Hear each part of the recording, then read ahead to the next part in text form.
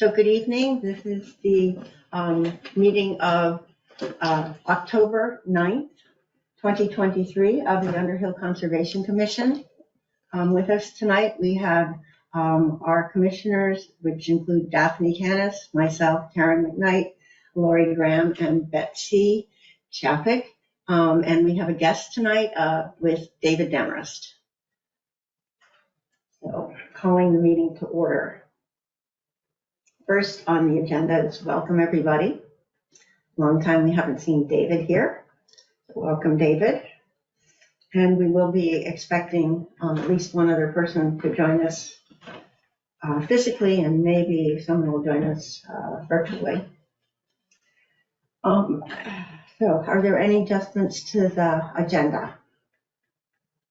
Daphne? Yes, I wanted to add a little brainstorming session regarding education for this winter, and then I also, not just education, but another event that we might want to have. I've been doing some sharing of ideas, and I think it could work for us. Okay. For winter? And I would like to add another agenda item too. It's sort of all in the same frame of mind.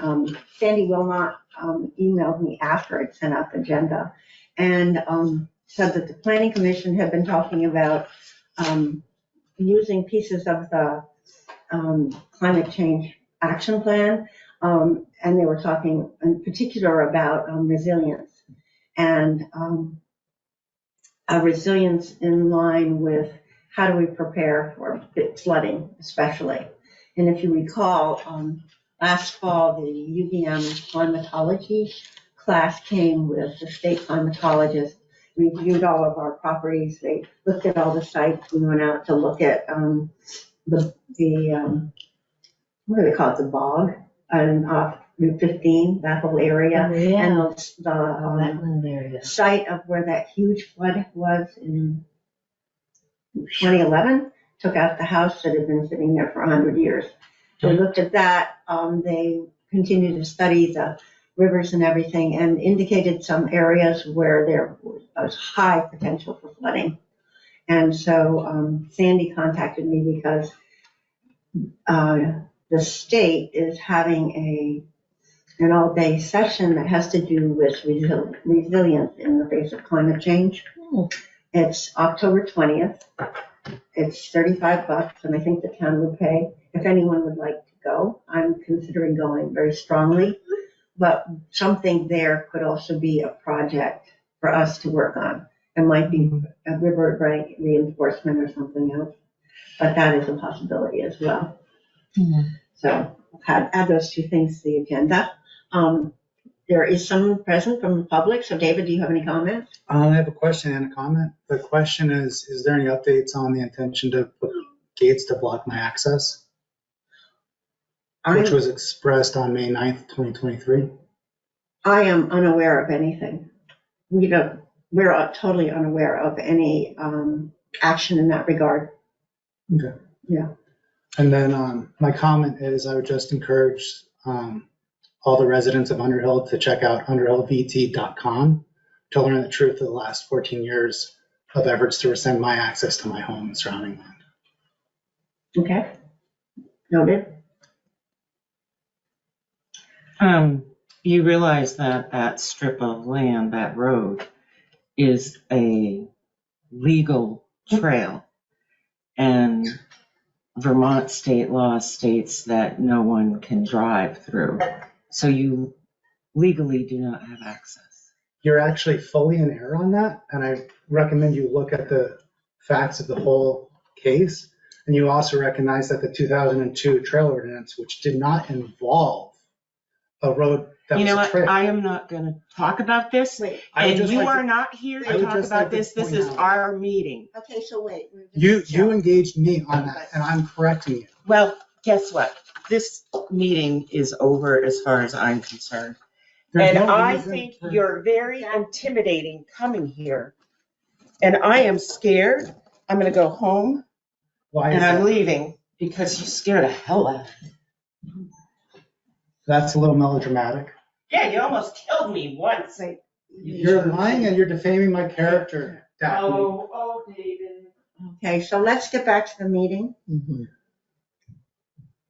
And, May I just comment that I've never threatened her in any way? I want that to be clearly known. okay, it's on, we're recording it. Okay, I know, it just, whenever somebody defames my character like that, I feel it's important to point out that I have not in any way threatened her. I understand. Yeah. Okay, so actually now Daphne's gone. The mission statement, oh, here comes. Hello, Trinity. Apologize. Hello. Hello. And on that note, since the public comment period's over and I can't speak anymore. I'm just You- gonna withdraw. You can speak. I mean, we have. I understand it was only for the public comment period though. Can I speak in the meeting now or not? Sure. Okay. Yeah. And this is Trinity Schroeder. She is a member of our commission. This is Nice to meet you. David Demarest. Yeah. Please don't believe the rumors about me. I don't know. Anyway, so let's get to the mission statement. We did have it on our agenda for the last meeting and decided to table it because Betsy was not here and I think Daphne wasn't. I don't think Daphne was here either. So it's written at the bottom of the, you can read it. I used 10 font because I wanted to have it fit on the page, but It's great to have it. it's there for reference. And so first off, is there a motion to approve the mission statement? I move to approve the mission statement. And then a second? I second. Okay, so is there some discussion about it? We were encouraged to bring it up to current times by adding the piece about changing climate, and that's been done in the first statement. And the rest is pretty much what we had talked about many moons ago. Mhm. And I think that was a really good suggestion to include in the changing climate. Because we're already hearing from the planning commission, and I mean, the whole resilience thing is big. It is. Yes. So that's all I have to say. Comments? Dave? No. No? I like it. I like it too. Yeah. Did you get to see it? No. Oh, here. Oh, perfect. Wait, I wanted to fit. That's what. yeah.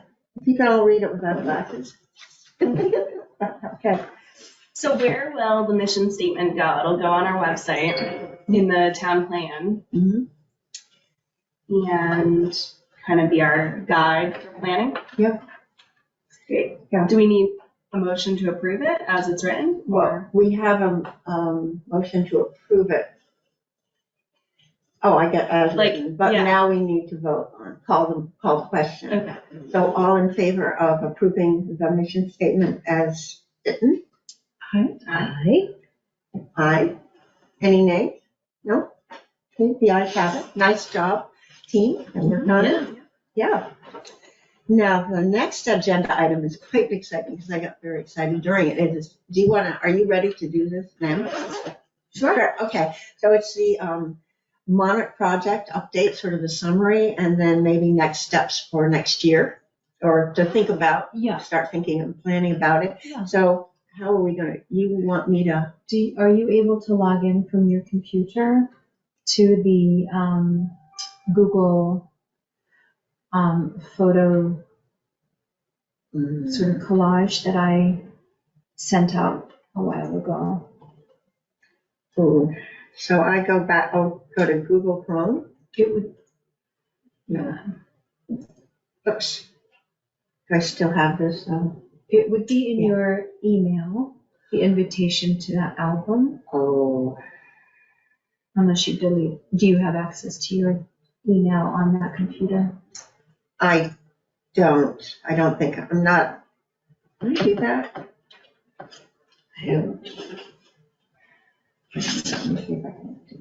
Excel.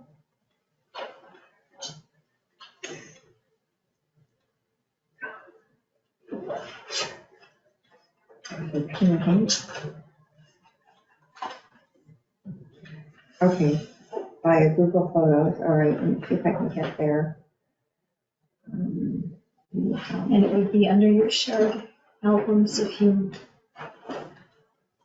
And if not, and actually while you're looking for it, I can just speak to it, if that, or do you want me to help you find it?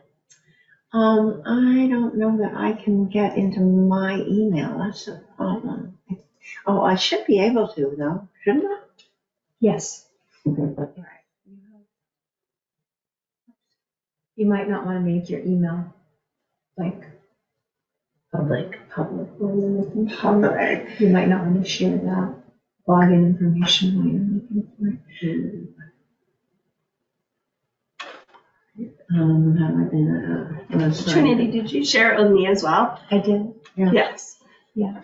Because I could You could pull it up. pull it up and then log into the GoToMeeting. You can? And then you could give me sharing rates, I think. Oh, Okay. okay, oh, good, oh, good. So let's see. And it was a It was invite to a Google. It was invited to a Google album. September 11th, she sent it. Okay, Monarch rearing workshop. There are two separate ones. Okay. The final workshop and the first workshop. Do you want me to send it again? I think I've got it. Okay. So let's see. I've got the Monarch Rearing Workshop, July 29th, and then there was a second one too. Or Yeah, and that one was, I think, 9/11. okay. But you could just Google it, like search for it in your Gmail by Monarch Rearing Workshop or final Okay. workshop. Okay, so I've got the two albums. And let's see.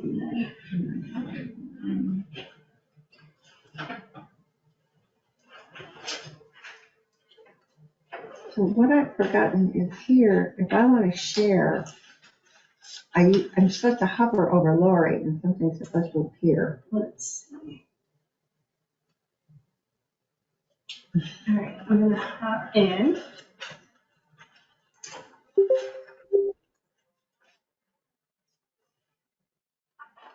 Try to share.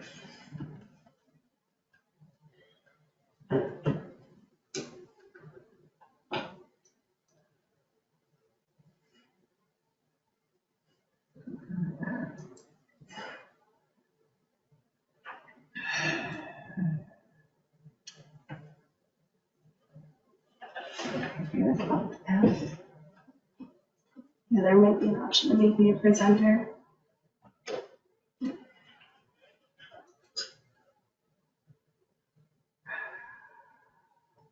Share entire screen. With, like, to you, Lori.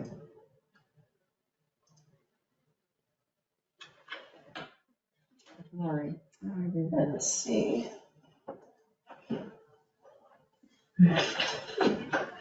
Wait a minute. If you click on the little two people right there, and then you Lori? click on me, the three dots next to me, make presenter.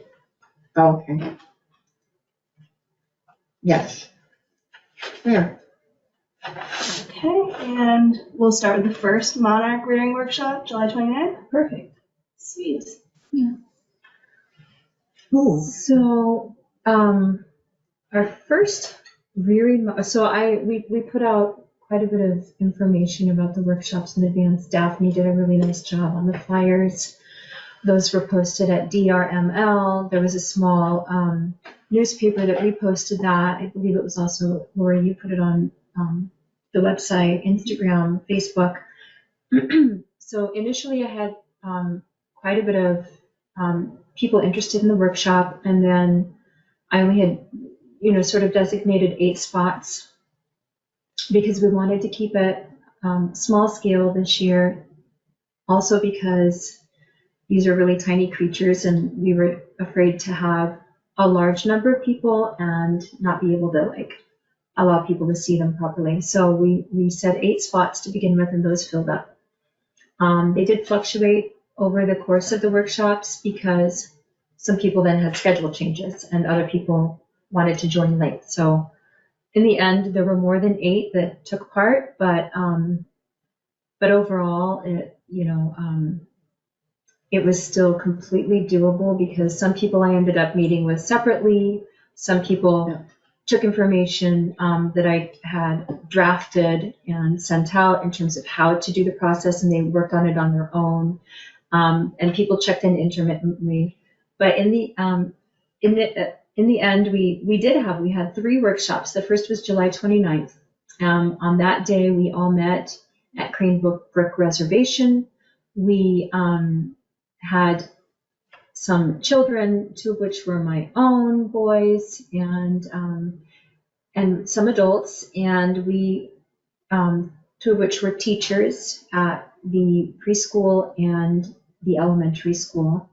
And we went and we looked for and found eggs, monarch eggs, and that was, of course, a great workshop because, some people didn't know what monarch eggs look like. They're very hard to find. And we did. We successfully made sure that people who wanted eggs went home with eggs.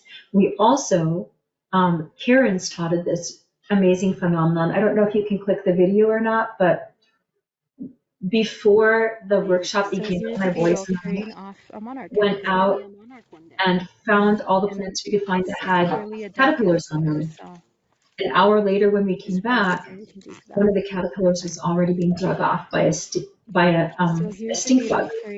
A monarch caterpillar. It's going to be a monarch one day. And so it's that was such a great example of why we're doing this, because their expected lifespan is very short. In the wild, their survival rates are very low, well under 10%, and that was a perfect example of what happens and what is happening and why they're so one of the many this is not the reason their numbers have plummeted, but this is just another example. So Karen, amazing that you found that. I hadn't seen that before. The second workshop we don't have pictures of because it was at Deborah Rawson Memorial Library. We went indoors for that one. I brought all of my caterpillars, and we talked about caterpillar stages and just caring for caterpillars. We talked about keeping them clean, the importance of keeping them clean, the importance of keeping them outdoors so that they have the night-day differential of temperature, which will improve their success rate of flying down to Mexico in the end.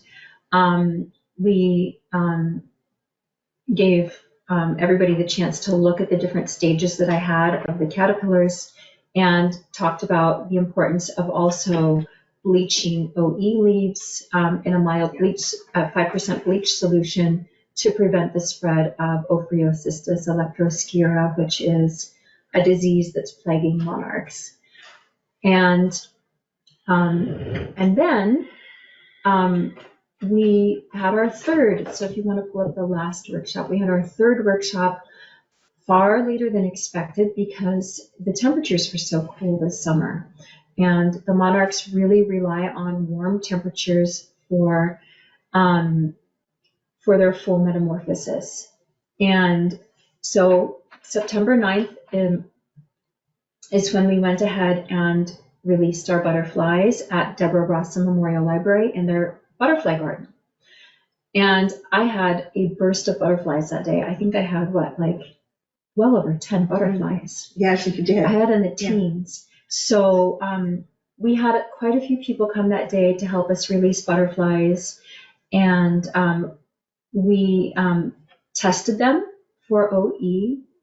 We taught people how to look through a microscope and identify OE spores that we were collecting from scales of butterflies, and then we fed the butterflies honey water mixture and tagged them with their unique alphanumeric code identifiers, which you can see there. They're feeding at that little Play-Doh dish. And then we released them.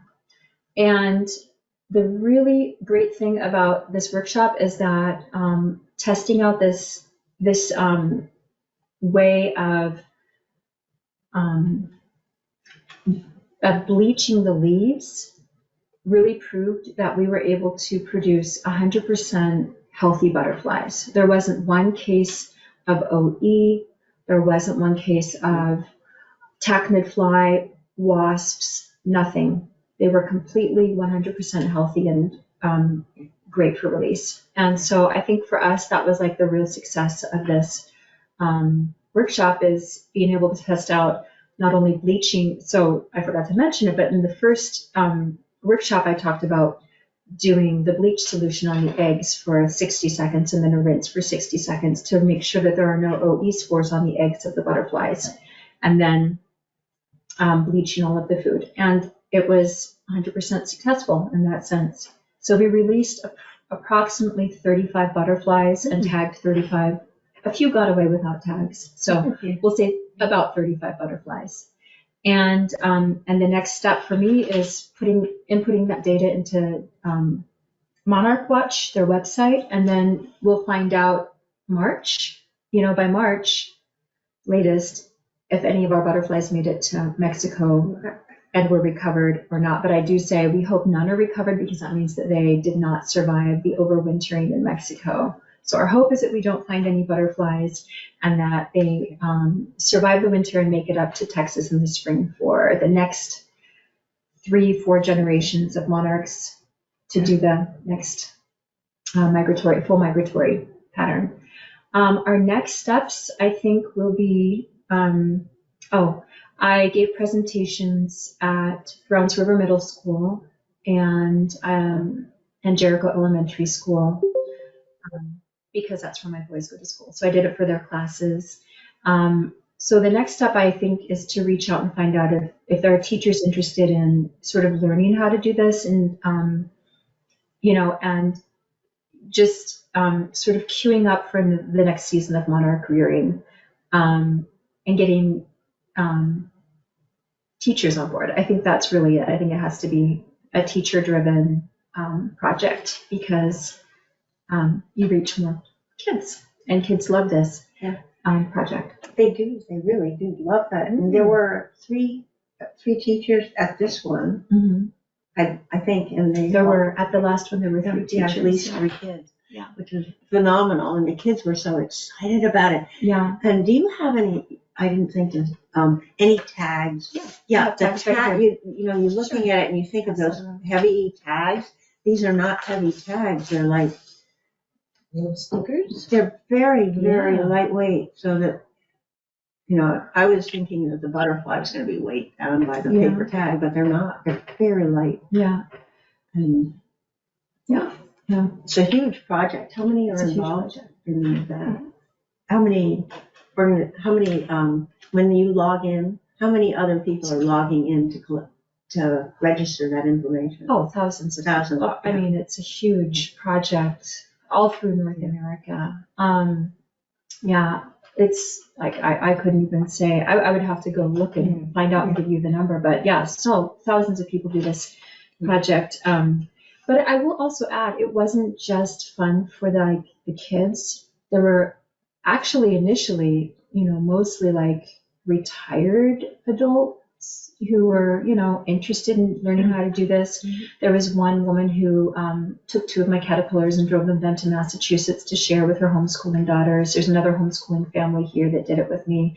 There was another woman I met locally who had a mother with dementia, and so she came and got a caterpillar so that her mother could do that with the grandsons. So it's really, I say kids, but it's really a multi-generational project that's just, a really cool thing to do at really any age.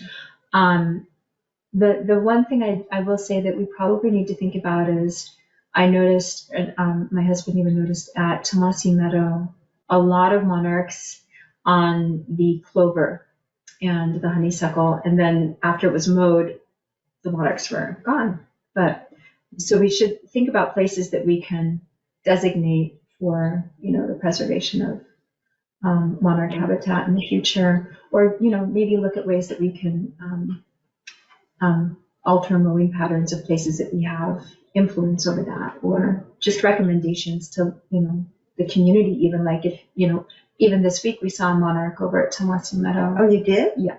Mhm. Yeah, right, and through October, you can find them. So it might be helpful for people who are interested just to know that we're still seeing monarchs. You might wait to brush hog or mow your land if you're not needing to do it before X day. It might be just helpful information for people. Yep, and I know Daphne has drafted a proposal. So I think as a next step, maybe just finding out as a team if we're interested in what parts of that proposal we're interested in working on, because it's fairly ambitious work. It's a lot of time, and we just need to be prepared for what parts of that we're going to do. Although I do think it should be doable just to say, put out some guidance in terms of when to mow or when not to mow based on our observations. Yeah, that would be helpful. When was the mowing? I thought it was It not. was a couple of weeks ago. In September, the end of September? Yeah, Yeah, so you're suggesting a little bit later then. if possible. I mean, I understand mowing schedules have to line up with sunshine. I get that. So, even just putting out information, monarchs can be found in our area until this date, really through October, if that's helpful to people, who are interested. So, I guess, are there any questions or thoughts or comments? I don't know if there's anybody online. Somebody called in. There's a caller number 1 that has called in. Any Any thoughts or comments questions? from caller number 1? No. Sounds like it was a good beginning Yeah, in a somewhat adverse. environment. It was great. We had, really, the monarchs bring joy, right? It's about bringing joy, and if it doesn't bring you joy, people aren't going to do anything about it. So, there was some criticism about doing a feel-good project, but it's more than just a feel-good project. It helps if you feel good about it, though. I mean, I have 2 examples at home. Very few monarchs at my house this year. And in place of them are those fuzzy white things that turn into moths. They're itchy and everything. But I did have 2 lovely caterpillars. And the first one disappeared. And after it was noted that there was a praying mantis. Oh, yes. Yeah. Yeah. And then the second one, so the next day I went out looking for caterpillars, and there were some more, and I didn't take them. I just said, I'll just wait and come back. And I have a lot of little birds that seem to inhabit that area, and I guess it became dinner. Yeah. For somebody. Yeah. Yeah. So, and those were the only 2 caterpillars that I found, and I was looking. Yeah. Not many up where we live. Not Yeah. even at my neighbor's, Sue across from me. Usually has a ton of monarchs and. Yeah, I've heard that from other people that instead of monarch caterpillars, people were finding these tussock moth Yes. larvae. Yeah. So I've heard that from other people as well. We had one right between the 2 driveways, and a wasp came and almost took it away, and I hurried the wasp away, and it hung in there, and off it went. It was pretty cool. It had its own little stand of milkweed just in the middle of the village. Yeah. And I want to be also clear, like, I don't think we can rear our way back from the brink of where we're at. I think the rearing is really a learning experience for us. And really the key is, like, there needs to be more milkweed. I mean, we can't, like, save every single caterpillar, but if we can plant more milkweed or protect more milkweed and pollinator habitat, then, they'll be able to rebound over time on their own. And then, of course, there's, policy action maybe down the road if folks were interested in that. But you're right, like, you can't scare away every wasp or every praying mantis. There just has to be a greater abundance of milkweed and And pollinator I see that happening in terms of milkweed and pollinator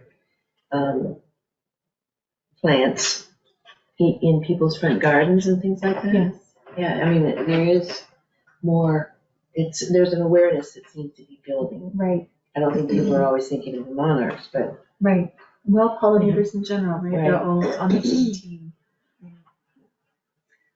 Well, thank you very much. Yes, It you're was, welcome. I think that was a really successful project Yeah. and lots of people are interested. I think that's what I was really surprised about is, people came out from the library that hadn't been part of the project to yeah. begin to watch the release and to ask questions Yeah. and everything. It Great. is a super interesting, far more interesting than you would expect. Yeah. Yeah. Project. It's Yeah. interesting. I actually remember in grade school, Mm. Monarch project, all those many, many years ago. So it is something Yeah. that builds awareness that Yeah. kind of stays with them. It plants a seed, that you remember later on as an adult. Yeah, exactly. Totally agree. Yeah. Yeah. Okay. Well, thank you. No, thanks for letting me do it. I Thank so you. appreciate your support as a team. You guys were just super great. Thank Supportive. you. So, do I unshare you? I'm all set. You're all set? So we're back. How do I get us looking bigger? Everyone bigger. There. How's that? Okay. Well, thank you. So the next item is actually the strategic plan development proposed discussion. And when you were away, Betsy, Jens Hilke came I'm to so sorry to do the presentation on that. And he, I think you probably received thereafter, he sent out the plans that Tunbridge had. Yes. And their projects are about, similar to ours. And he was showing how to apply project management Excel spreadsheet information to the project. So what we did is he said he'd be very happy to help us if we wanted to select a couple of projects. Great. To use that methodology. It's a lot of data input, really. It's managing projects. However, we need to select the project if we want to do it, whether it's a short-term butterfly for 2024. Right. That would be one, or something else that we want to work on. That would be good to have a couple and try them. Yeah. And then see, I was thinking maybe if we selected a resilience project, we could use that also with that format to see. I know what it is. I used to do those. That was my work, was managing projects with Excel spreadsheets. Okay. But I think it would be, then we'd have a record of it to see how we liked it. Doesn't have to be a big deal. We don't, one of the things he did talk about is that successful projects are ones where there's usually one or two or maybe three people or so from the Conservation Commission, and also then having others join that are not members, but, ad hoc members for the project. Oh. And so you get a lot more input from folks on the town, in the town. So you put it out kind of and hope that some people will get captured by the idea and joined in. Yeah, and do some of the work. Yeah, in some respects, the Monarch project stretching a little bit, but there were at least three teachers that joined to be very helpful with Trinity's project. So if something like that, or if there are folks in town and there are some that are very interested in flooding and resilience, then they might want to join a project in that regard. I have no projects in mind, except that maybe Planning Commission would like us to work on flood resilience, but. Yeah. So, anyway, I did say to Yen that we would get back to him. If we decided we wanted to go down a road of a couple of projects with that format, if you think you want to do it. And he said he'd be willing to help us, which would be good. Yeah. Yeah. And so we're interested, then we can, Yeah. yeah, then he'd come back and And we meet sort of with us. Yeah. create the steps and the goal setting and things like that. Yeah. Yeah. And he also, I think, sent out last spring, I took leadership and strategic, these kind of projects. It's a course that he had. Yes, you and Lori did. Yeah, Lori did it. Yeah. Oh, you know it. Yeah, that's right. We did that. And he sent that out, I think, as a link as well. In that, I can resend his email and never delete those kind of emails. I'm pretty sure I have it Okay. under the minute you're. Yeah. Not, I'll let you know. Okay. So our next meeting we'll vote on which we have a lot of projects, and then we can vote on there's three favorite ones. Everybody will indicate which ones, and then the top three will. Will we have a list of projects prior to next meeting, or will we get them at the next meeting? Well, I would like everybody to submit what they want to work on. Oh, I see. Yeah. Okay. And maybe we could do that. So right now we could start with some, and then over the course of, let's say, 2 weeks or so, have the list, keep adding to the list. We could do that in Google Docs. We'll add to the list. And then at the next meeting, which is November 8th or something, we can vote on the top ones we want to do. Okay. Yeah. And each person, though, would want to select one that would sort of be the leader. Yeah. Did Jens say he would kind of lead us through that brainstorming session? Oh, he might. Yeah. He could. Doesn't he have like 5? There was something about like there are 5 things, right? Maybe we need to make the brainstorm first of like, what are we already doing? What do we hope that we're doing? And then he has like 5 questions or something. Yes, he does. Yeah. Yeah, well, we can ask him. His time is short, so I'm not sure he could, we might end up waiting 3 months or something. And it suggested that we would need to be in attendance with him for 2 meetings. Yeah. And he's willing to do it. We might even, it may be that, I've seen Sneed for some reason, Monday was always hard to get him to come to a meeting, Mondays, but if it works out that he is free, say Wednesday, maybe we could have a special meeting for the 2 sessions. Okay. All right, we'll leave it sort of like that. I'll let him know that we're interested and try to set up some time with him. Okay. See if if we can do Mondays first. Yeah, and to Lori's point, if he has any tips on the brainstorming process that we can be thinking about while we're coming up with project ideas or identifying projects we're working on, that could be helpful too if we're wanting to use his effort later on in the process as opposed to any brainstorming. Good idea. May I suggest one thing, even though I admit I don't have the time to take it on? Helping to navigate deer tick populations, because that's a big thing that's up and coming. Yeah, that is. And I apologize, I don't have time to take it on, but I know it's important. It could be a subcommittee. Yeah, you can be a subcommittee. I don't have the time to. I apologize. Okay. Well, that is Still a good. relevant. Yeah, that is very relevant. Yeah, because we've been talking about ticks in the past. Lyme disease is on the rise. And all those others. Yes. Good. And then, well, I already talked actually about the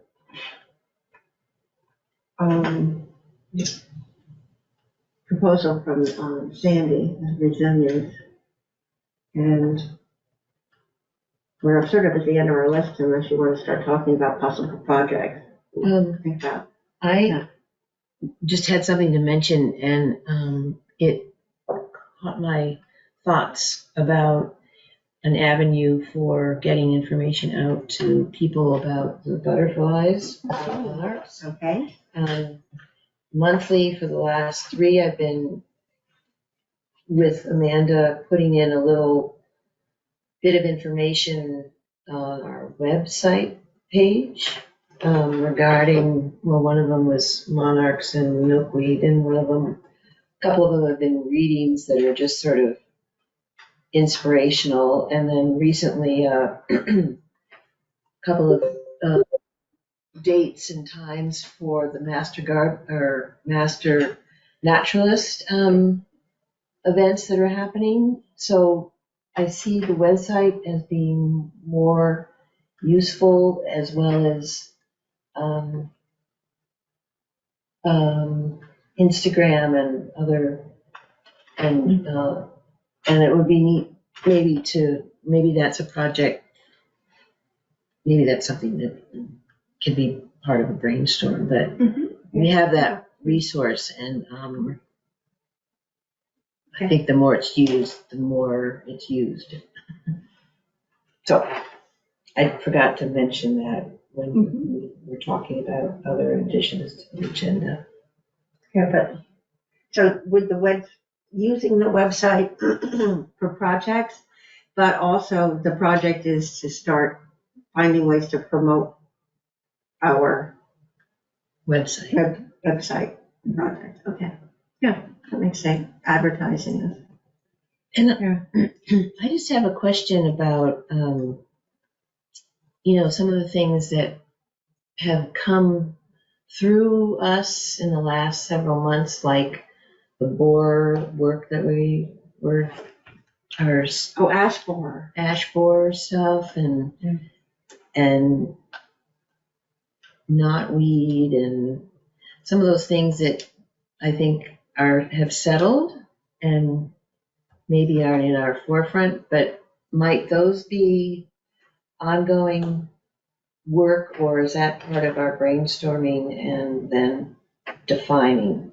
That would, yeah. Okay. But with the ash borer, I know that Don Toby had wanted the Conservation Commission to do essentially what we were doing before, using the new tools, the tracking tools. Yeah. But then they hired somebody. That's right, they did. So that Sort of into them a few times. Yeah, sort of left us off the hook, or they had someone just so long as we're not beholden to Don.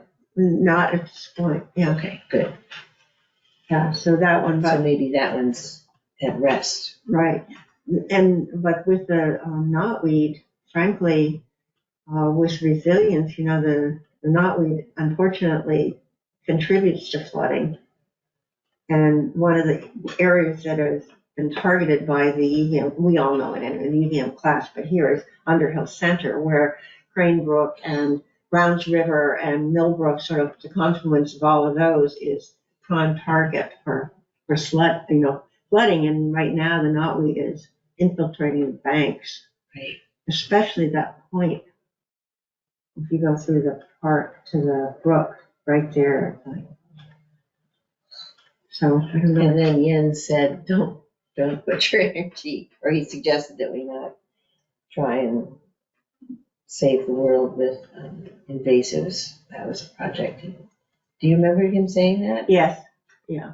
Well, I mean, that's true. We should keep an eye on them, but we do, with Management maybe versus.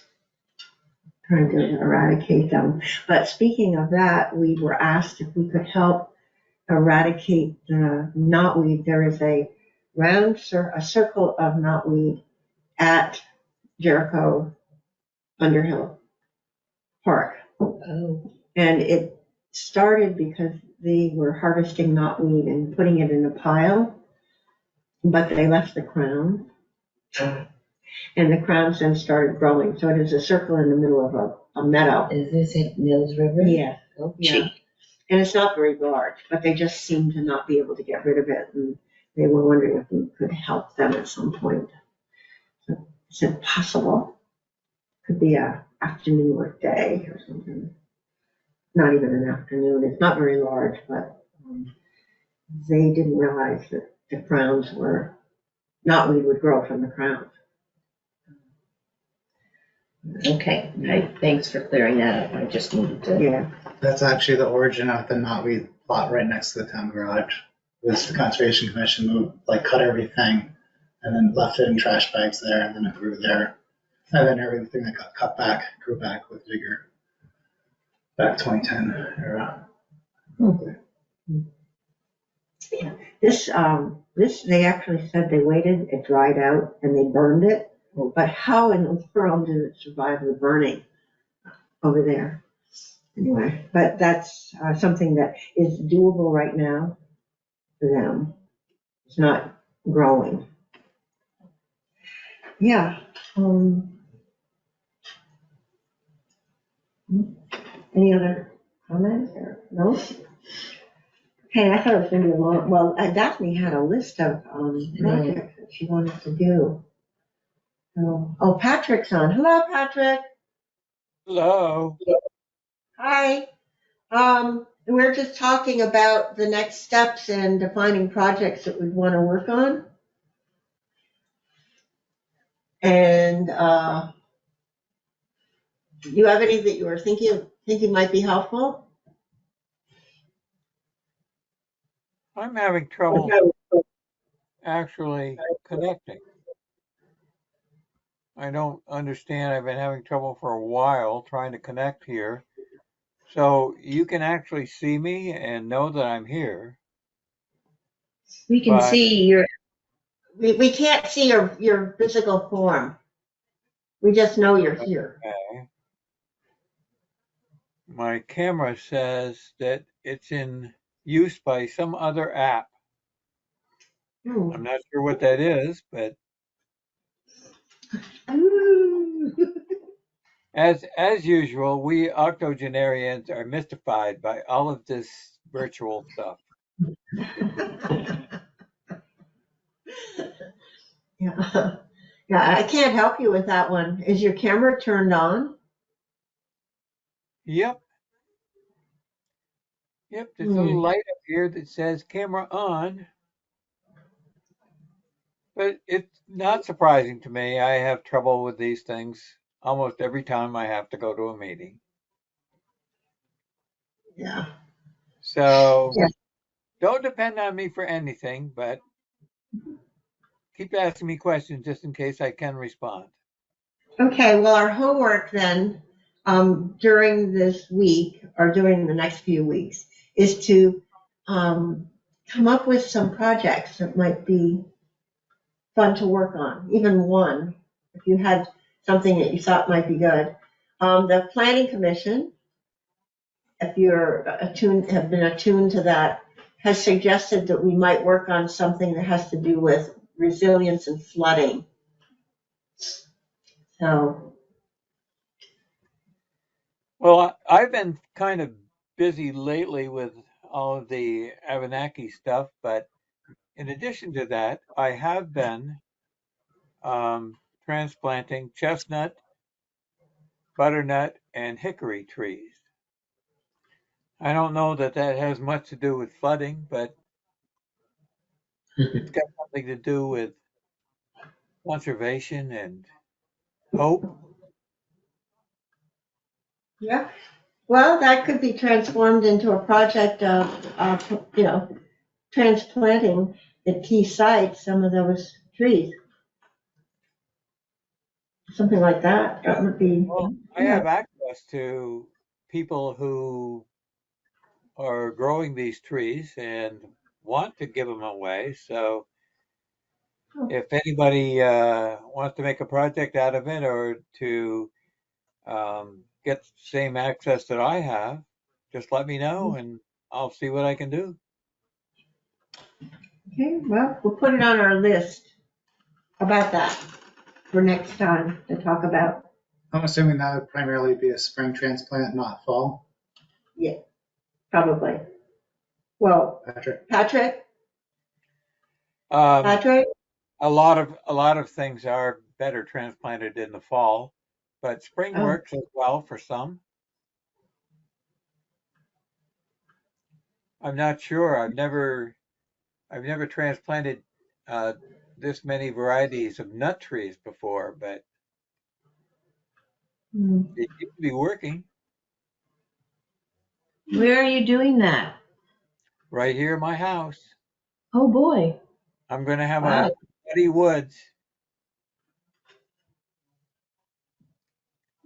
Great. Maybe some of us should have a field trip to your house. I'll be down tomorrow morning, but Pretty soon it's going to be hard to tell what tree is what because of the leaves. yeah, that's true. Maybe in the spring. Yeah. Okay, that's a good idea. So I was just looking at the Tunbridge strategic planning brainstorm page. Yeah. And I essentially made a copy of theirs, and we can kind of fill ours in as we go.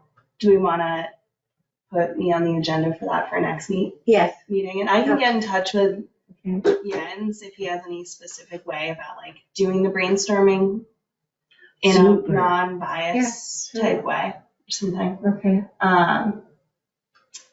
And we'll do the official one because they have theirs blocked off by like already planned events, things like Green Up Day, town plan things. So whatever the UCC is signed up for through the select board, basically, and then any new ideas, anything else we want to add to our plate, we could bring for homework. Great. Great. Good. Yeah. So, all right. Then, without any other comments about this, do we want to approve the minutes? We better look and make sure that at least 3 of us were at the last meeting. I think we were, but I'm bringing them up. I think I was on that for attendance, but I wasn't there. Sorry. You were sort of away. You were away. Yeah. I'll adjust that. Thank you. So who was here? Pat? Patrick was here. I think Daphne was here. And that was the draft. Okay, so it said Daphne, Laurie, Trinity was here too. Trinity, Missed you. yeah, and Sandy Wilmot and Penny Miller were public attendees. So there was a quorum. Patrick was here though, and 1, 2, 3, there are 4 of us. Yep. And right now there are 3 of. Oh no, we can't approve the minutes. Can we? Yeah, we can. We can There's wait 4. 1, 2. Okay. We can. Patrick. Yeah. Yeah. Even though Daphne's gone, we have enough to do that. All right. So, is there a motion to approve the minutes? I'll move that we approve the minutes. Can I do that? Even though I wasn't? Yeah. No, No. it has to be somebody else.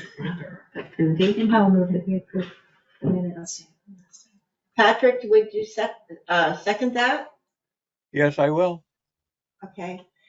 Is there discussion? And one of the points was that Betsy, that was what you brought up, Betsy. Are there any other changes to the minutes? No? If there are no other additional changes to the minutes, need a motion to approve the minutes with changes. Motion to approve the minutes with the changes. Okay, all in favor? Aye. Aye. Patrick? Yes. Opposed? There are none opposed, the minutes pass. Thank you. Final comments, anybody? David? No? Thank you. No? Then, motion to adjourn? So moved to adjourn? Yeah, okay. Meeting's adjourned.